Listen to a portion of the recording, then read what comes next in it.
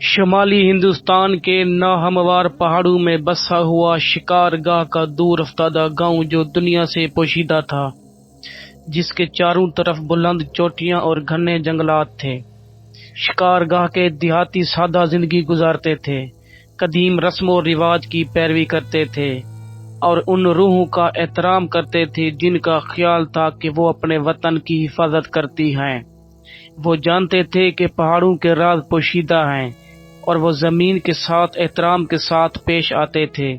پھر بھی جیسے ہی سردیوں کا ایک سال قریب آیا، عجیب و غریب واقعات نے ان کی پرسکین زندگیوں کو پریشان کرنا شروع کر دیا تھا۔ اس کا آغاز شدید سردی کے ساتھ ہوا جو غیر معمولی تھا، یہاں تک کہ شکارگاہ کے لیے بھی۔ دن سرمئی ہو گئے اور راتیں لمبی ہوتی دکھائی دیں۔ سردی کی شدت کے ساتھ ہی ایک پرانی لعنت کی سرگوشیاں گردش کرنے لگیں اور شام کے وقت پہاڑ کی ڈھلوانوں پر عجیب و غریب سائے گاؤں کی طرف ڈھلنے لگے۔ برف جیسی سفید داڑھی والے بزرگ قاسم نے گاؤں والوں کو خبردار کیا۔ اس نے اپنی جوانی سے ان لوگوں کی بے چین روحوں کے بارے میں کہانیاں سنائیں جو کبھی پہاڑی غاروں میں رہتے تھے۔ راتوں کو باہر نہ نکلیں، اس نے خبردار کیا۔ ان پہاڑوں میں کچھ ہلچل مچ جاتی ہے۔ روحیں باہر نکلنے والوں کے ساتھ حسن سلوک نہیں کرتی ہیں، لیکن ہر انسان کی طرح کچھ ایسے بھی تھے جو پرانی کہانیوں پر یقین نہیں رکھتے تھے۔ عارف ان میں سے ایک تھا، جو کہ ایک نوجوان تھا۔ اس نے حقائق پر ہنستے ہوئے کہا کہ یہ محض توہمات ہیں، بھوت وہ بچوں کو صرف گھر سے دور رکھنے کے لیے کہانیاں ہیں۔ اس نے طنز کیا جب دیہاتی پریشان نظروں کا تبادلہ کر رہے تھے۔ ایک شام عارف ان کہانیوں کے تجسس میں مبتلا ہو گیا۔ اس نے ایک پرانے ترک شدہ غار میں جانے کا فیصلہ کیا جس کے بارے میں قاسم نے انہیں خبردار کیا تھا۔ کہا جاتا ہے کہ یہ غار دیہاتیوں کے گروہ کی آخری آرام گاہ تھی جو ایک صدی قبل ایک شدید برف باری طوفان میں مر گئے تھے۔ ان کے جسم ضائع ہو گئے تھے لیکن ان کی روحیں بے چین تھیں۔ عارف کو اس بات کا ثبوت چاہیے تھا کہ کہانیاں قصے صرف کہانیوں سے زیادہ کچھ نہیں ہیں، اس لیے وہ اکیلا نکلا اور غار کی طرف چلنے لگا۔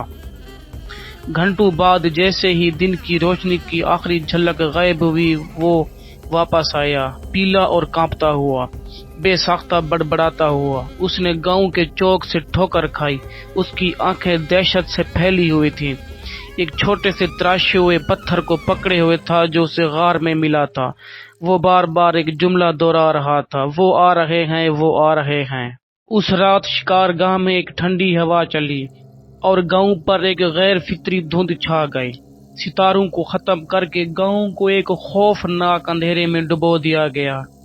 دیہاتی اپنے گھروں میں بیٹھے اپنے پیاروں کو پکڑے پہاڑوں سے گونجنے والی عجیب و غریب آوازیں سنتے رہے۔ ہوا نے سرگوشیاں کی، بےہودہ پریشان کن چیخیں جو کھوئی ہوئی روحوں کی آوازوں کی طرح لگ رہی تھیں۔ آدھی رات قریب آئی تو بزرگ قاسم کے دروازے پر دستک ہوئی۔ چونک کر اس نے کھولا، وہاں ہنا کھڑی تھی جو 2 بچوں کی ماں تھی۔ اس کا چہرہ آنسوں سے تر تھا۔ وہ میرا بیٹا لے گئے، وہ میرا بیٹا لے گئے، وہ لڑکھڑاتی ہوئی قاسم سے مخاطب ہوئی۔ اس کا بیٹا جو بمشکل 6 سال کا تھا اپنے بستر سے اچانک غائب ہو گیا تھا اور اس کے قدموں کے نشان پہاڑوں کی طرف گئے تھے۔ قاسم نے دیہاتیوں کے ایک چھوٹے سے گروپ کو اکٹھا کیا اور وہ دھند میں دھندلا ہوا پہاڑی راستے پر چل پڑے۔ خاموشی ظالمانہ تھی جو صرف کبھی کبھار پتوں کی سرسراہٹ یا ٹہنی کے ٹکرانے سے ٹوٹتی تھی۔ جیسے ہی وہ چڑھتے گئے، دھند ان کی آنکھوں کے سامنے آتی گئی، کناروں پر عجیب و غریب شکلیں جھلملانے لگیں۔ وہ سب خاموش رہے، صرف لالٹین کی روشنی میں آگے بڑھتے رہے۔ اچانک انہوں نے ایک اونچی آواز کی چیخ سنی۔ یہ آواز ان چیزوں کے برعکس تھی جو انہوں نے پہلے سنی تھی، ایک بے چین چیخ جو پہاڑ سے نیچے گونج رہی تھی، جیسے ہزار جانیں درد سے پکار رہی ہوں۔ انہوں نے مڑ کر دیکھا کہ بزرگ قاسم سامنے انہیں گھور رہے ہیں۔ ان کا چہرہ سرخ تھا۔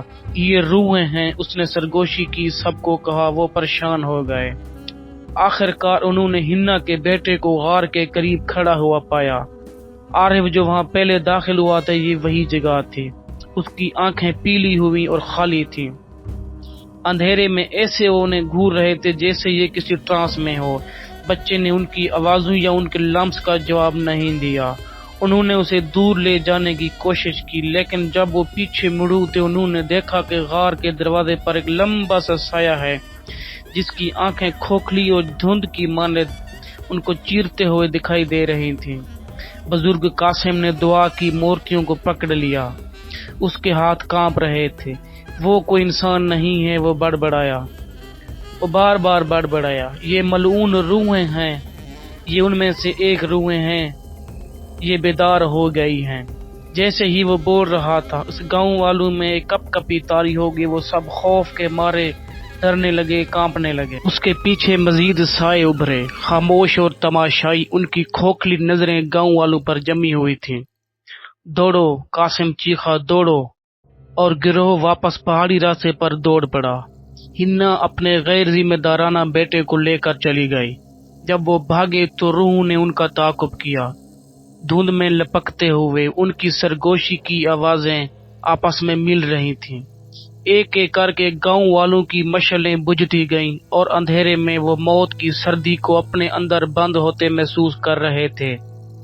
جب وہ آخرکار گاؤں پہنچے تو انہوں نے دروازے بند کر دیے، ان پر زور لگا دیا اور کھڑکیاں بھی بند کر دیں، لیکن روحیں نہ رکی۔ انہوں نے بھیڑیوں کی طرح گاؤں کا چکر لگایا۔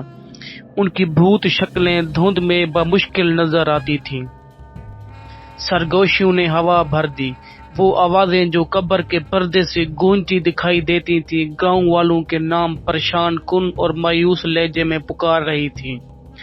گاؤں کے بیچوں بیچ قاسم نے سب کو اکٹھا کیا اور پرسکون رہنے کو کہا۔ اس نے انہیں چوک کے ارد گرد آگ جلانے کی ہدایت کی، اس یقین کے ساتھ کہ روحیں شعلوں سے ڈرتی ہیں۔ جب وہ اکٹھے ہو رہے تھے اس نے قدیم دعائیں پڑھی، پرانے منتر پڑھے۔ اس کے ہاتھوں میں لرزش کے باوجود اس کی آواز مستحکم تھی، مضبوط تھی۔ روحیں بے چین ہوتی گئیں، قریب تر ہوتی گئیں۔ ان کی کھوکھلی آنکھیں بھوک سے بھر گئیں، جیسے گاؤں والے سمجھ نہیں سکتے تھے۔ لیکن جیسے ہی قاسم کی آواز بلند ہوئی روحیں ڈگمگانے لگیں۔ ان کی شکلیں آگ کی روشنی میں سائے کی طرح ٹمٹما رہی تھیں۔